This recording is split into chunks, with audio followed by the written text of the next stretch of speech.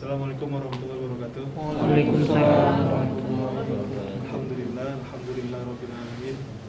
Wassalatu wassalamu ala asrofil anbiya'i wal mursalin wa ala alihi wa sahbihi rasulillah ajmain. Puji dan syukur marilah kita ucapkan kehadirat Allah Subhanahu wa taala yang pada hari ini Ramadan ke-17. Insyaallah kita masih diberi nikmat kesehatan dan kesempatan untuk kembali mengikuti pengajian Majelis Taklim Telkomsel. Kemudian selawat berangkaikan salam marilah kita ucapkan pada junjungan kita Nabi besar Muhammad sallallahu alaihi wasallam, sallallahu alaihi dan kita harapkan syafaatnya kelak. Alhamdulillah pada hari ini telah hadir Ustadz Amiruddin MA yang nantinya akan membawa kelanjutan dari kajian tauhid. Pada hari ini adalah pertemuan yang ketiga ya. Tidak terasa sudah pertemuan ketiga. Untuk mempersingkat waktu, persilakan. Baik. Bismillahirrahmanirrahim. Assalamualaikum warahmatullahi wabarakatuh. Waalaikumsalam. Bismillah. La haula wala quwwata illa billahil aliyyil azim. Bismillahirrahmanirrahim. Sadri wa yassir li amri wa teman-teman sekalian, dalam kajian tauhid itu ada namanya tauhid uluhiyah dan tauhid rububiyah. Dua istilah yang digunakan di dalam kajian tauhid. Tauhid Tauhidullah artinya mengisahkan Allah dalam zat, asma, wa sifat dan perbuatannya. Ya. Artinya kita mengisahkan Allah dalam zat karena laisa kamitslihi syai'un huwas samiul alim. Allah itu tidak ada yang menyerupainya. Wal awwal la awwalalah. Dia yang pertama tapi tidak berawal. Wal akhir, yang terakhir tidak ada akhirnya. Maka dia punya sifat abadi. Nah, kalau sedangkan manusia ada awal, ada akhir. Tidak ada kita yang abadi. Nah, kemudian tauhid itu dibagi, kalau boleh dibagi ada namanya tauhid uluhiyah. Apa arti tauhid uluhiyah? La ma'buda bil haqq illallah. Tiada ilah yang berhak kecuali yang disembah kecuali Allah. Nah, terkait dengan uluhiyah maka maknanya ubudiyah. Maka di dalam Al-Quran iyyaka na'budu wa iyyaka nasta'in. Kepada Engkau kami hanya menyembah dan kepada Engkau kami minta tolong. Iyyaka na'budu wa iyyaka nasta'in. Nah, yang kedua ada namanya tauhid rububiyah. Rabba yurabbi tarbiyatan. Arti Rabba yang memelihara, yang mencipta. Kemudian maka itu disebut dengan tauhid rububiyah. Ar-Razzaq yang memberi rezeki, Al-Hakim yang menentukan. Maka ini disebut dengan tauhid rububiyah. Seperti di awal surah Al-Fatihah itu alhamdulillahi rabbil alamin. Maka dalam istilah-istilah kajian tauhid ini disebut dengan tauhid rububiyah. Tiada ilah yang mencipta kecuali Allah.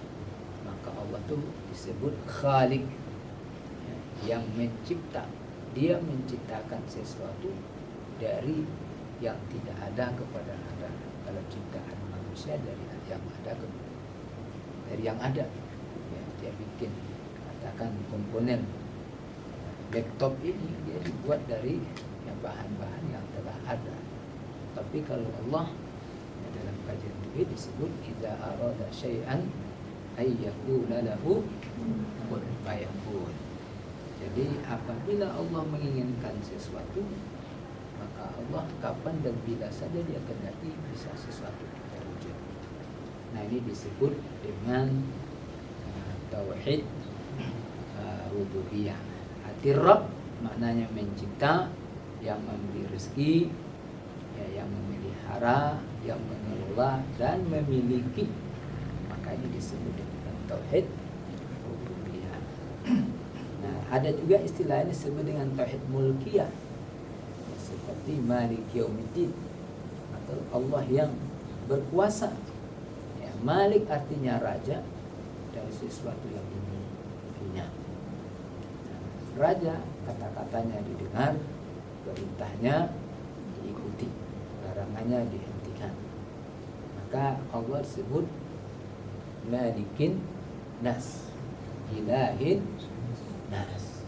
Ya, Qul a'udzu birabbil falaq, Qul a'udzu birabbin Nas. Dia Rabb manusia, Malikin Nas, yang menguasai manusia. Ya. Kemudian, nah, ketika kita mengakui zat itu sebagai yang menguasai kita, maka kita harus taat kepada yang berkuasa itu. Ini istilah-istilah dalam kajian kita ikuti, kita dengarkan sami'na wa ata'na. Nah, kemudian ada namanya tauhid ilahiyah tadi. Ya, jadi ada yang membagi tiga, tauhid rububiyah, tauhid uluhiyah, tauhid ilahiyah. Ada pula yang membagi dua saja, tauhid uluhiyah dengan tauhid rububiyah. Ini tergantung dalam bentuk sudut pandang. Nah, tauhid ilahiyah ini ya, seperti salah contoh ketika kita mengakui ketuhanan itu sendiri dan kita ingat kepadanya, maka akan membawa ketentraman bagi kita. Maka disebut di dalam surah Ar-Rahman itu ala bizikrillah tatma'innul qulub. Bisa mendatangkan ketentraman, yang bisa mendatangkan ketenangan, memberikan perlindungan. Nah, akhirnya melahirkan rasa cinta dan kepatuhan kepadanya. Ini adalah contoh-contoh tauhid rububiyah yang kita lihat di dalam Al-Quran. Ya, misalnya dalam surat surat 1 ayat 2 Fatihah ini, Alhamdulillahirabbil alamin. Maka segala puji itu milik alam, milik Rabb. Ya, kalau terjemah kita, Rabb itu Tuhan semesta alam. Jadi Rabbul alamin. Maka Rabb itu artinya yang mengatur, al-munabbir, ar-razik, yang memberi rezeki, yang mencipta. Maka itu disebut dengan tauhid rububiyah. Maka di dalam Al-Fatihah itu ada kala bicara tentang tauhid rububiyah atau tauhid uluhiyah dan mulkiyah, seperti alhamdulillahirabbil alamin. Berarti bagian yang pertama ini adalah tauhid rububiyah. Nah, Ar-Rahmanir Rahim ini adalah sifat dari Rabb yang Maha Pengasih lagi Maha Penyayang. Kemudian Maliki Yaumiddin itu bagian dari tauhid mulkiyah. Iyyaka na'budu wa iyyaka nasta'in, terkait dengan penyembahan. Ini adalah tauhid uluhiyah. Jadi la ma'buda bil haqq illallah, berarti kita membicarakan tentang tauhid uluhiyah. La khaliqa la razika illallah, berarti kita berbicara tentang tauhid rububiyah. Itulah gambaran sederhana. Nah, kemudian dalam ayat yang kedua ini kita lihat lihat di sini. Ya ayyuhan nasu zkuru ni'matallahi alaikum. Wahai manusia, ingatlah oleh kalian nikmat Allah yang diberikan kepada kalian. Hal min khaliqin ghairullah. Nah, ketika mengingat nikmat Allah berarti terkait dengan karena Allah Razik, makanya terkait dengan tauhid rububiyah. Kemudian ada pertanyaan di sini, hal min khaliqin ghairullah? Apakah ada yang mencipta selain Allah? Yarzuqukum minas samai wal ardh, yang selalu memberi rezeki kalian yang bersumber dari langit dan dari bumi. Jadi bicara tentang tauhid rububiyah. La ilaha illahu, tiada ilah yang berhak disembah kecuali Dia. Ya. Fa anna tufakun. Wallahu khalaqakum min turabin summa min nutfatin summa ja'alakum azwajan wa ma tahmilu min unsa wa la tad'u illa bi ilmihi wa ma yu'ammaru min mu'ammarin wa la yanqusu min umrihi illa fi kitabin inna zalika 'ala Allahi yasir. Dan Allah lah yang menciptakan kalian min turabin. Kita diciptakan oleh Allah dari unsur tanah. Kemudian apalagi summa min nutfatin, dari nutfah, dari sperma ya, dari mani, min nutfah. Summa ja'alakum azwaja. Kemudian Allah ciptakan kalian dari berpasang-pasangan. Wa ma tahmilu min unsa. Ya, tidak ada seorang perempuan yang hamil, wala tada'u, tidak ada pula yang melahirkan kecuali diketahui oleh Allah kapan dia lahir dan di mana dia lahir, siapa orang tuanya, siapa yang ada di dalam perutnya. Wa ma yu'ammaru min mu'ammarin, siapa saja yang diberikan umur panjang. Karena kita ini ada yang diberi umur 30 tahun kasih jatah, ada yang kadang-kadang belum lahir ke dunia sudah gugur. Itu kan tidak ada faktor unsur ikut campur manusia hanya berusaha. Ada keluarga saya sudah 12 orang anak.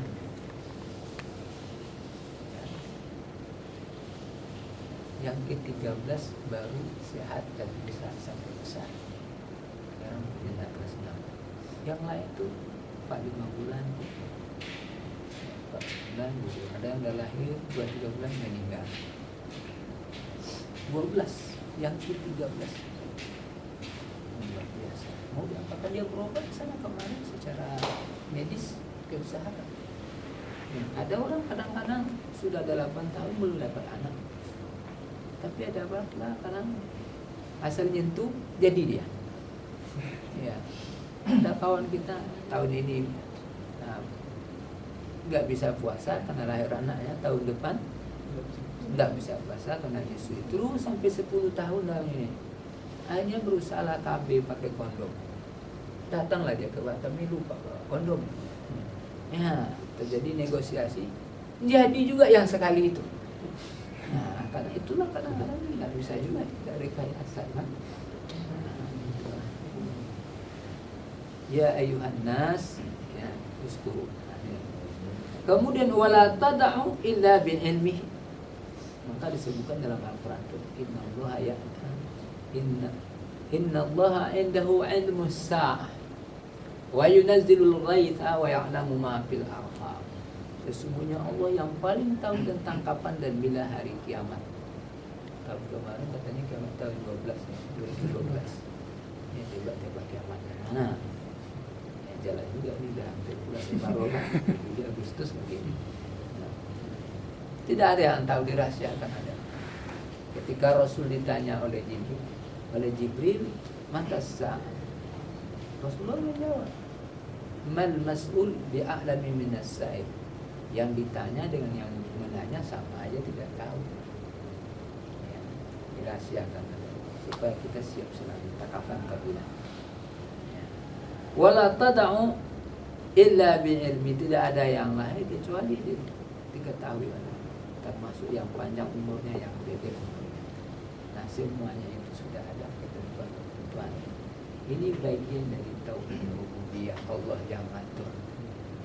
Ya. Ada orang pacaran sudah 7 tahun tidak jadi nikah. Tapi ada pula yang ketemu hanya mungkin 2-3 menit atau tidak sampai. Jadi suami istri dia. Ini banyak yang unik-unik seperti itu terjadi di kalangan kita. Ada pula yang punya pasangan lebih tua dari ibunya. Dan di Batam ini ketemu orang-orang yang ini karena persoalan keluarga. Istrinya lebih tua pula dari ibu. Dia namanya jodoh. Tapi unik juga, setelah sekian lama istrinya itu sayang dengan suami, nggak mau pula bercerai, mencarikan istri yang gadis untuk suaminya. Wah, ini gawat juga kan? Nah, unik juga itu terjadi. Ya. Hadirin dan teman-teman sekalian, ya, jadi tauhid itu kan ada 2, tauhid rububiyah dengan tauhid uluhiyah. Nah, kemudian dalam pengakuan kita ada yang namanya 2 kalimat syahadat. Ya. Kan syahadat yang pertama itu adalah asyhadu an la ilaha illallah. Ma mana syahadat? Syahadat itu artinya kesaksian. Ya. Dan juga dia maknanya makna sumpah. Karena kalau orang sudah menyaksikan, dia berani bersumpah. Maka kalimat syahadat, ya, sebuah kesaksian yang tidak dipaksa-paksa, ya, dari kesadaran kita, ya, maka itu disebut syahadat. Maka ketika kita mengucapkan asyhadu, aku bersaksi, aku maknanya bersumpah, dan dengan penuh kesadaran, tidak ada yang memaksa. Nah, itulah makanya la ikraha fiddin, untuk masuk agama itu tak dipaksa. Tapi kalau kita sudah masuk Islam dan ikrar 2 kalimat syahadat, maka semua yang terkait dan perintah atau larangan dari Allah merupakan konsekuensi yang harus kita jalankan. Ya, maka 2 kalimat syahadat, syahadat yang pertama ikrar kita, asyhadu an la ilaha illallah, aku bersaksi tiada ilah yang berhak disembah kecuali Allah. Nah, itu disebutlah ini namanya syahadat yang pertama, kesaksian dan ikrar kita yang pertama. Lalu yang kedua, wa asyhadu anna Muhammadar Rasulullah, aku bersaksi, aku bersumpah bahwa Muhammad itu adalah Rasulullah. Maka konsekuensi dari 2 kalimat syahadat ketika kita ikrarkan itu, maka rukun Islam yang 5 itu, ya, tinggal 2 kalimat syahadat sudah. Kemudian menegakkan sholat, ya, berzakat, melaksanakan puasa, dan berhaji apabila kita telah mampu. Ya, karena haji itu, watimul hajja adalah dilakukan oleh orang yang manis tato'a ilaihi sabila, orang yang sudah punya kemampuan.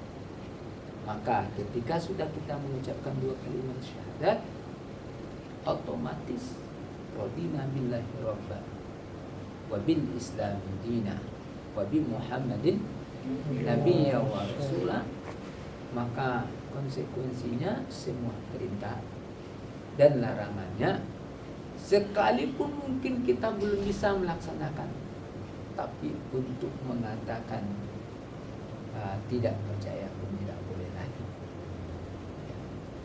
Bertawakal kita, berdoa kita, yang minta perlindungan itu kepada Allah. Kemudian ketika kita, jadi berarti atiullah wa atiur rasul.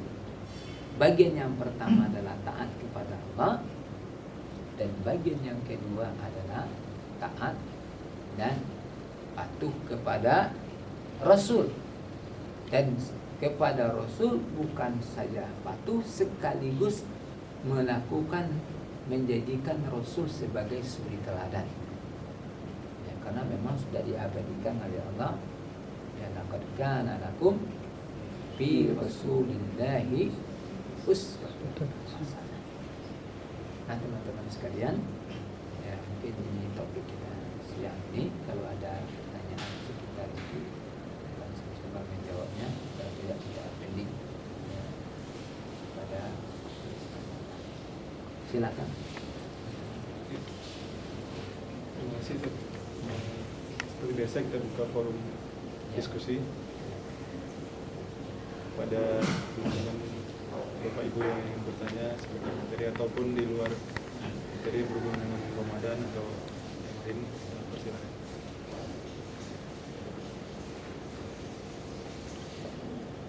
Ada Mbak? Nah, silakan. Ini siapa nama lupa, kawan kita dan nampak-nampak. Pak Diki, manalah suara yang serak-serak? Yang sering keluar.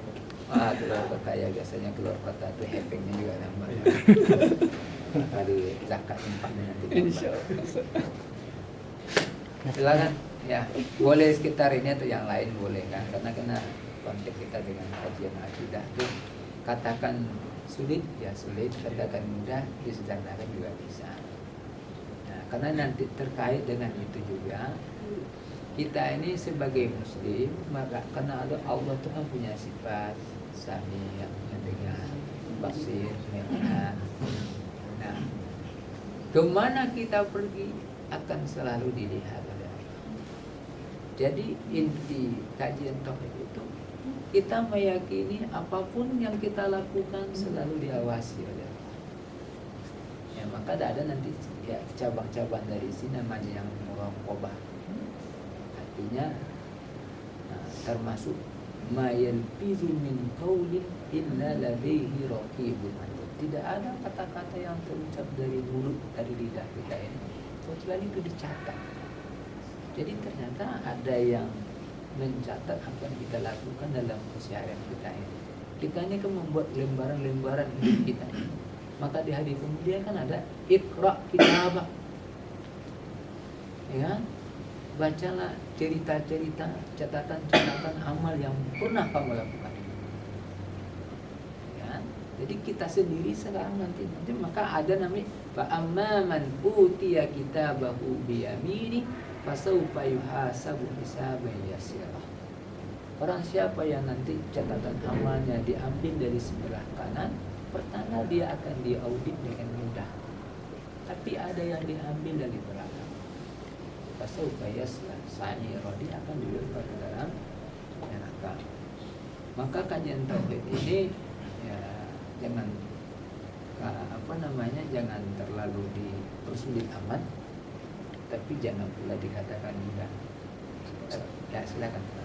Kalau dibaca tadi Pak Ustaz, tingkat ketauhidan itu kan ada pembagiannya atau tingkatan 3 tadi Pak. Iya.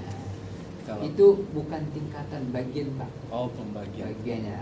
Karena sebetulnya tauhid itu tidak bisa dipisah-pisah. Ya kan? Tapi untuk memudahkan pemahaman, ya ada namanya tauhid rububiyah, ada namanya tauhid uluhiyah. Yang tauhid rububiyah maknanya kalau kita kait Allah sebagai razik yang memberi rezeki, ya Allah yang mencipta, Allah yang mengatur. Nah kalau kita kasih nama, kita kasih istilah ini namanya tauhid rububiyah yang mengatur. Nah yang kedua ada tauhid uluhiyah. Yang uluhiyah maknanya sembahan. Maka la ma'buda bil haqq illallah. Iyyaka na'bud wa iyyaka nasta'in. Kenapa kita menyembah Allah? Karena Allah itu yang Rabbul Alamin.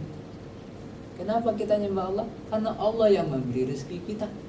Kenapa kita menyembah Allah? Allah yang menentukan umur, kapan dan bila kita lahir.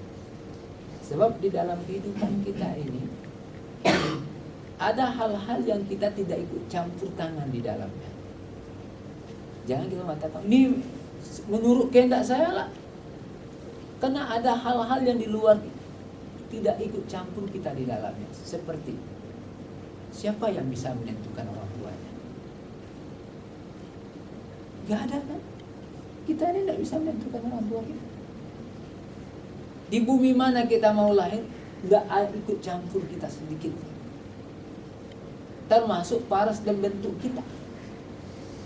Maka dalam hidung mancung, hidung pesek, kita tidak, kenapa hidung kamu mancung, kenapa hidung kamu pesek, kita tidak diminta pertanggungjawabnya. Tapi untuk apa gunanya hidung mancung, untuk apa guna hidung pesek, itu dipertanggungjawabkan. Karena itu fasilitas yang diberikan oleh Allah. Maka kita ini kadang-kadang sama makan, menurut selera saya ternyata nggak bisa. Ini tumbul bisul di mata saya gini. Menurut kalau keinginan kita nggak mau timbul di sini, kadang-kadang anak ini sakit dia pada buka bab lagi pada itu timbulnya. Ternyata dalam keseharian kita ada hal-hal kalau diserahkan kita nggak selesai. Nah, ada buku namanya Al-Iman, ditulis oleh Abdul Majid Sendani. Ya, banyak tuh yang punya sederhana contoh-contoh aplikasi. Katakan gerak jantung kita, katanya kita yang punya. Tapi kalau diserahkan oleh Allah kepada kita yang ngelola, kita tidak bisa tidur kita. Tapi dia tetap jalan simultan, mau tidur kita. Ternyata kalau dalam kajian medis itu pernah kita pelajari itu lapisan-lapisan paru-paru kita ini ternyata begitu halus. Kalau dibentangkan bisa seluas lapangan bola. Masya Allah. Jadi sama sebenarnya yang lain juga. Islam, iman, apa lagi? Apa beda Islam dengan iman? Ini hanya untuk memudahkan pembagian saja. Ya. Tapi secara seluruh di dalam Islam ada iman, di dalam iman ada Islam. Tapi kalau untuk kita bagi-bagi, bisa iman itu fondasinya, gitu kan, itu akidah. Islam itu yang pilar-pilarnya dinding, akhlak itu adalah dekorasinya. Nah, tapi semuanya itu sebuah satu unit yang tidak bisa dipisahkan. Maka namanya kajian topik. Tapi kalau kita bagi-bagi untuk memudahkan pemahaman, padahal ada terkait. Kenapa kita menyembah? Karena Rahman Ar-Rahim. Dia yang lebih tahu, dia maha kuasa, dia maha tahu, dia maha mendengar, dia maha penyayang. Nah, maka karena dia punya sifat-sifat kesempurnaan ini dan mustahil baginya sifat kekurangan, oleh karena itu itulah yang berhak disembah. Kalau manusia yang di balik dinding nggak tahu lagi dia. Jadi itu istilah Pak bukan tidak dipisahkan. Pertanyaan saya sebenarnya Pak Ustadz, untuk mencapai takwid dan yang kalau saya lihat itu sempurna sekali Pak Ustadz. Tiga Ya. itu kan. Jadi damai lah kita kalau udah bisa seperti itu kan. Kan ada yang orang bilang harus ngapalin harus sifat-sifat sembilan, ada macam-macam, ada macam-macam lah itu kan. Sebenarnya kita sebagai manusia itu supaya mencapai itu semua apa yang mesti yang kita lakukan lakukan? kiat-kiatnya. Iya. Ya. Jadi gini Pak, 9 asmaul husna itu kan juga sifat Allah. Kalau kita bentang kan, Wallahul ladzi la ilaha illa huwar rahmanur rahim al-malikul qudusus salamul mu'minul muhaiminul azizul jabbar. 99, malah ada sebuah hadis yang menjelaskan tentang fadilah membaca ini. Barang siapa yang menghafalnya, tentu bukan hanya hafal Quran kan. Ketika kita memahami Allah Sami', kapan dan di mana kapan kita berdoa dan meminta Allah mendengar. Itu yang dalam persepsi kita. Jangan kita ketika mengucapkan la ilaha illallah, la ilaha illallah bergoyang masjid, tapi anak kita pacaran tidak peduli. Anak kita lagi main PS tidak kita sadari. Nah, ini berarti tidak ada ikrar itu tidak menggerakkan kita untuk melakukan perbaikan. Kita mengetahui Allah punya sifat alim. Ya, Allah mengetahui apa saja, termasuk semut hitam di dalam batu hitam di tempat yang kelam. Tidak ada sehelai daun pun yang dihempas oleh angin jatuh ke bumi, diterbangkan entah kemana, diketahui oleh Allah. Kalau ini yang tertanam bagi kita, kita harapkan inilah melahirkan kita mawas diri. Kalau di dalam pesantren itu kan ada namanya kisah-kisah pelajaran mau misal. Kan ada dua orang, seorang yang disuruh oleh gurunya, potonglah ini tapi jangan dilihat oleh orang, oleh siapapun kan. Banyak caranya kan, sampai dia sudah menyendiri, lama-lama lihatnya kalau tidak dilihat orang, ya kan saya ini kan orang, nggak jadi kan juga. Karena ada kisah lagi yang menarik, ibarat ketika Khalifah Umar bin Khattab ya ketemu dengan seorang anak pengembala. Nah kemudian Umar ini mintalah kambing kamu satu. Wahai Tuan, kambing ini bukan milik saya hanya pengembala. Tuan, kamu nggak mengetahui, kamu jual, kamu mati, bilang aja mati. Iya. Ya, kalau dia memang tidak tahu, dia jawab apa? Fa'aina Allah. Di mana Allah? Ya, seorang Arabi tapi kualitas tauhidnya itu sederhana, tapi dia bisa mencegah dia untuk tidak melakukan sebuah kezaliman. Kisah seorang perempuan dengan ibunya yang menjual susu itu kan ada kisahnya juga kan, karena di publik itu susu dijual murah karena dicampur. Maka yang perempuan, anaknya yang perempuan ini nggak mau, sampai ibunya mau memaksa ketika itu. Kalau memang khalifah tidak melihat kita, tapi bagaimana Allah? Maka artinya ketika kita membaca Asmaul Husna itu, di dalam persepsi kita juga memahami makna. Ketika kita merasa Allah Qawiyul Matin, Qawi, Allah yang maha kuat, kekuatan Allah ya di atas segala-galanya. Innaka ala kulli syai'in qadir, la haula wala quwwata illa billah. Nah ternyata dengan seperti itu, dengan sering kita membacanya dan sering kita berdoa pun, ya itu akan menambah ketakwaan kita, kepercayaan kita kepada Allah. Karena iman itu tawakal pun tidak sekali tumbuh. Jangankan kita, Nabi Musa, ya ini kisah-kisah tauhid itu. Nabi Musa itu kan diperintah oleh Allah untuk menghadapi Firaun. Musa yakin dia yang merintah dia itu Allah. Tapi ketika dia suruh izhab ila Fir'aun innahu tagha, berangkatlah kamu kepada Fir'aun ya, karena dia adalah penjahat besar. Akhirnya dia minta kawan, padahal sudah Allah yang merintah, tapi masih minta kawan. Minta kawan dia Harun. Akhirnya datang lagi perintah selanjutnya, izhaba ila Fir'aun, pergilah kalian berdua. Sudah berdua dia, Allah yang merintah.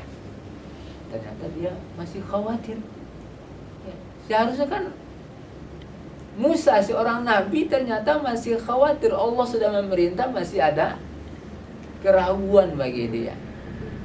Nah akhirnya Allah tegaskan, pergilah, ini asma'u wa arah. Tak usah khawatir, aku akan tengok kalian nanti terus, dan aku akan melihat dan mendengar. Baru dia berangkat. Jadi ulama akidah pun juga demikian ya. Ternyata tawakal itu juga tidak sekali datang tahu-tahu 100%. Jadi bertahap juga. Termasuk keikhlasan. Mungkin awal-awal kita ke masjid juga didorong-dorong kawan, dia berangkat. Kalau sampai kepada titik titik nol keikhlasan dari awal, tak ada ceritanya. Sama dengan pengajian begini, awal-awal mungkin karena diajak kawan kita, maka faktor kawan perlu. Maka Rasul mengingatkan kita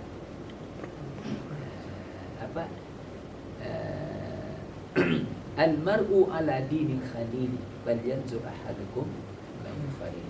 Seseorang itu punya kemiripan, punya kecenderungan, punya keinginan mirip seperti kawannya, maka hendaklah kalian selektif siapa yang menjadi kawan kalian.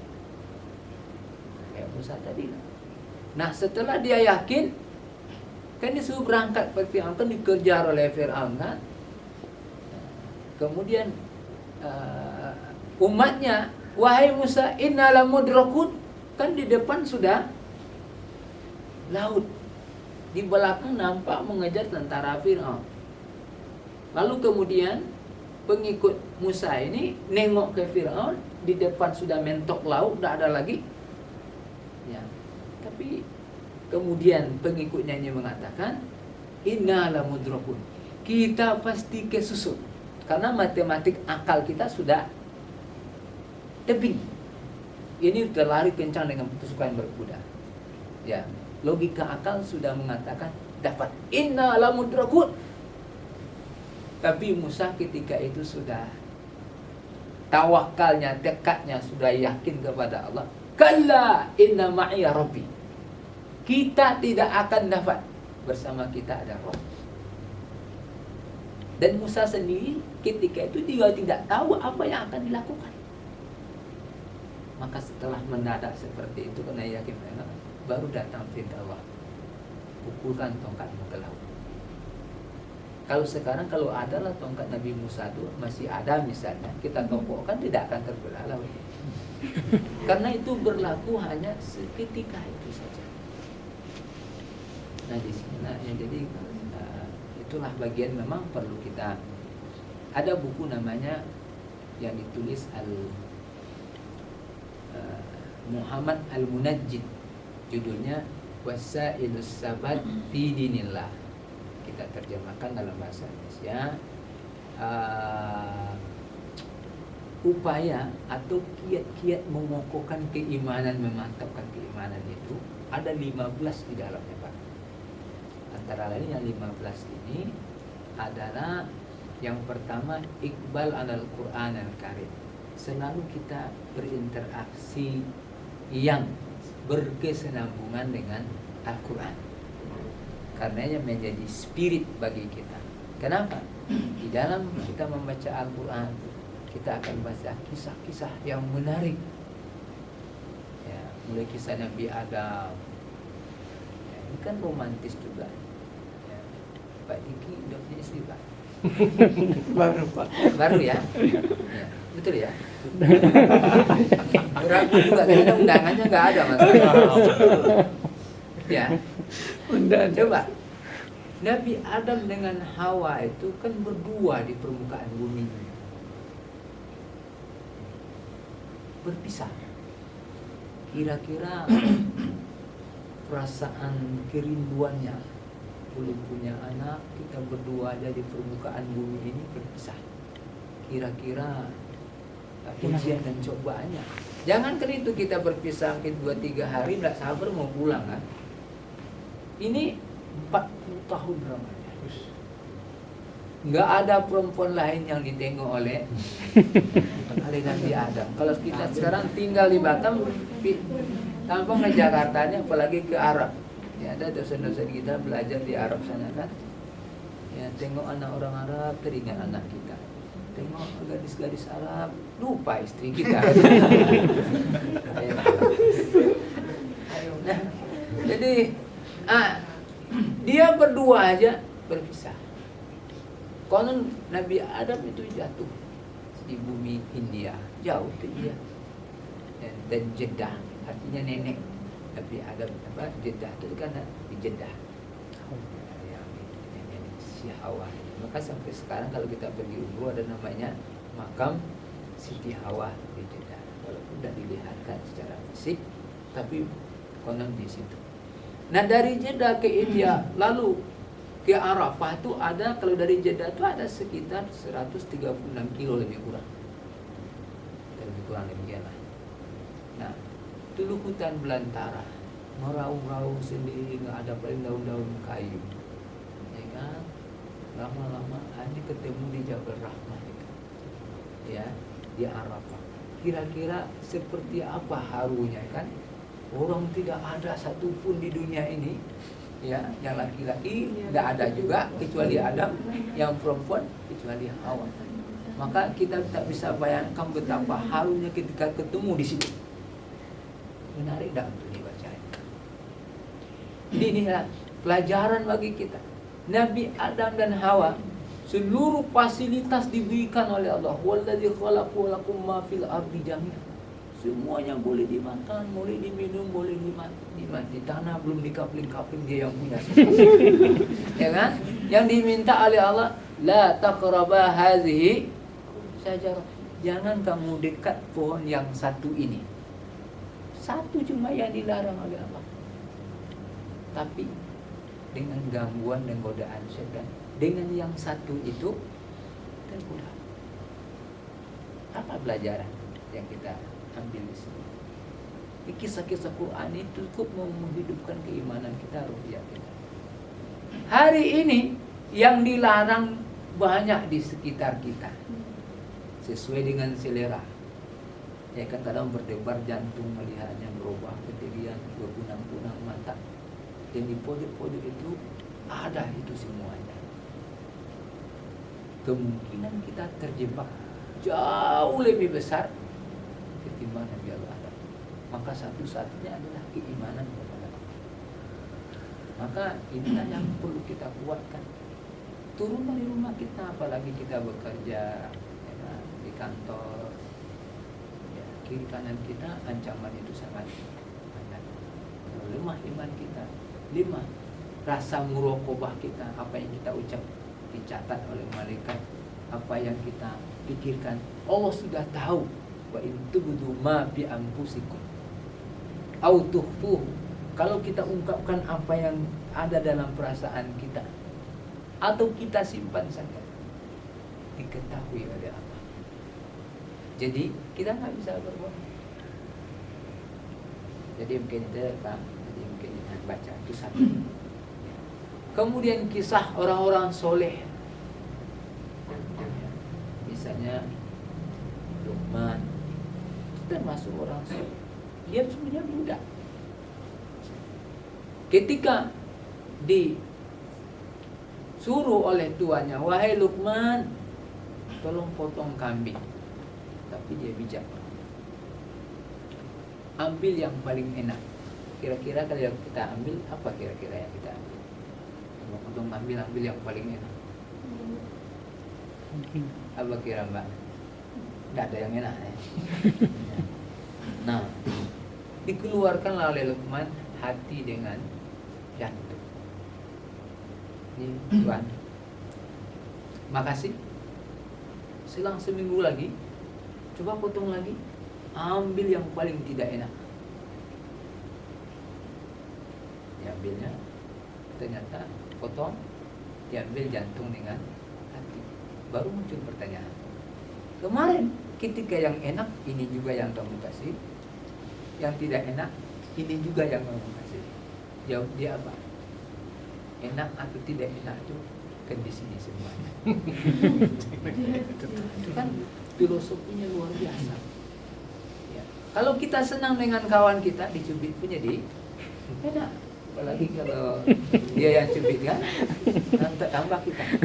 Tapi kalau kita tidak senang dengan orang, jangankan dicubit, ketawa pun dengan kita tidak enak. Ini masalahnya masalah perasaan, ya, masalah kalbu. Jadi dengan kita baca, Kita baca Ashabul Kahfi 300 tahun di dalam gua, kan luar biasa itu. Ya, karena menjalankan akidah, lari dari raja zalim yang bernama Daqyanus di zaman Nabi Musa alaihissalam. Nah, 300 tahun dalam gua. Kalau menurut GKAK, masa bisa orang 300 tahun dalam gua tetap sehat? Tapi ternyata disebutkan dalam surah Kahfi itu dibalik-balik terus. Karena kita tidur pun kan tidak lama, 2-3 jam mungkin. Itu secara alami. Karena kalau kita mereng mulai tidur, saya bengkak di sebelah sini. Ya.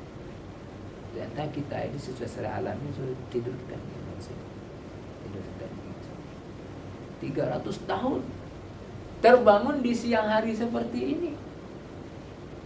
Bangun kawan-kawan bangun datang 7 orang, ada yang selisihkan berapa lama dia dalam. Innahum fityatun amanu bi rabbihim wa zidnahum. Kemudian salah satu pimpinannya memerintahkan, apa perlu kita tolonglah cari makanan. Bawalah duit keluar. Dipesanlah wal yatalattab wa la yus'iranna bikum ahada. Tapi hati-hati, jangan sampai nanti ketahuan kita berada di sini. Pas keluar kok jalan-jalan berubah semua. Saya yakin 300 tahun yang akan datang ini nggak seperti apa lokasi. Tengok ke belanja ke pasar, orang-orangnya udah beda-beda, mata uangnya juga beda. Ternyata sudah 300 tahun. Nah di sinilah Allah, kan orang nggak percaya hari berbangkit. Bagaimana tulang belulang kita sudah hancur dulu? Inna lafi khalqin jadid. Apakah kita akan kembali lagi seperti semula?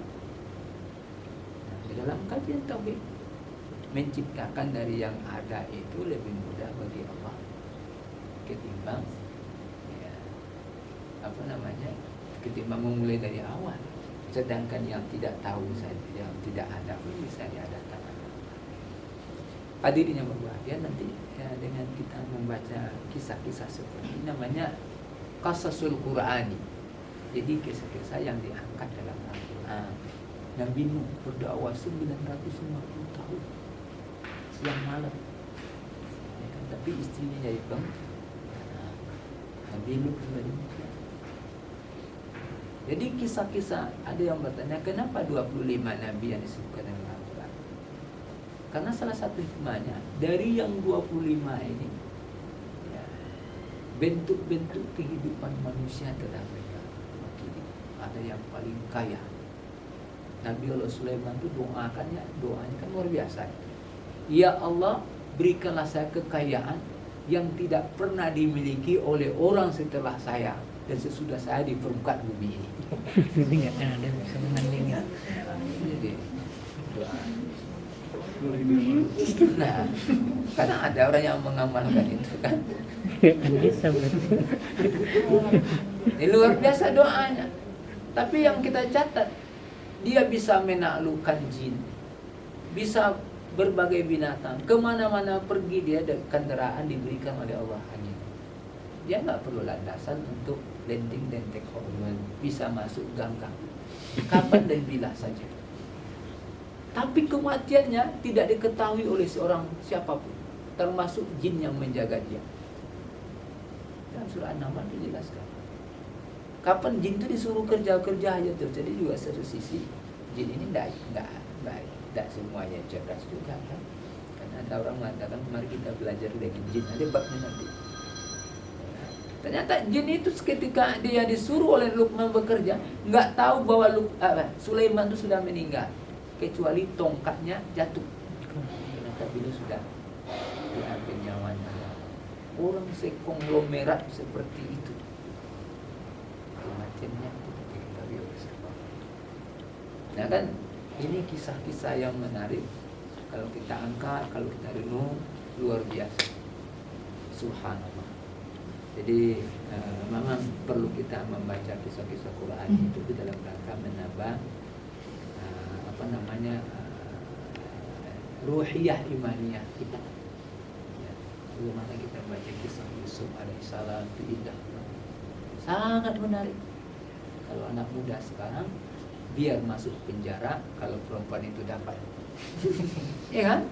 Tapi Nabi Yusuf Biar dia balik, Rabbis sijnu ahabbu ilayya mimma yad'unani. Ya Rabb, masuk penjara lebih saya sukai ketimbang memenuhi hajat perempuan itu.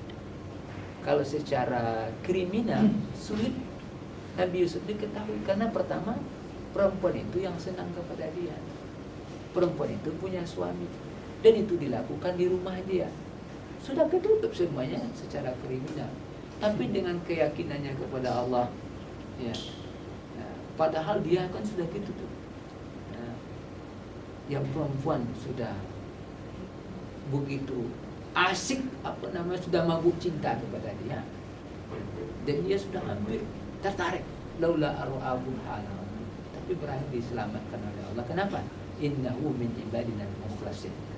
Jadi kesimpulan dari situ, ketika kita ikhlas melakukan dan ikhlas karena Allah Subhanahu wa taala, tentu dengan dilengkapi dengan upaya-upaya kita, yang akan menyelamatkan kita adalah Allah sendiri.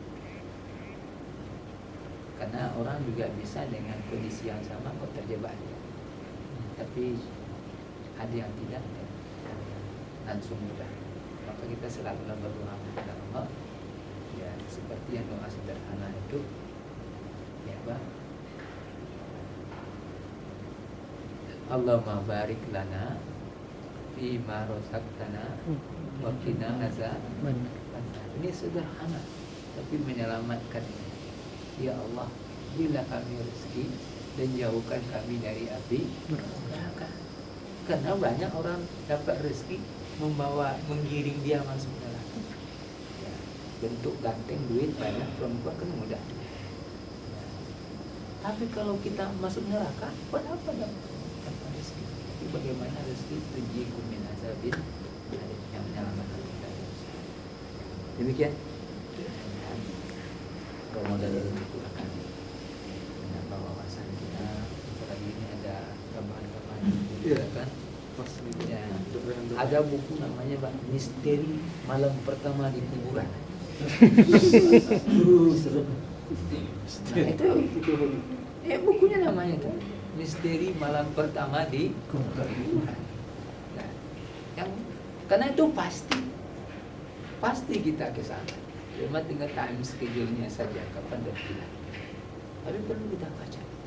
Luqman itu salah satu dia ngajar anaknya supaya hati yang keras jadi lembut. Ya salah satunya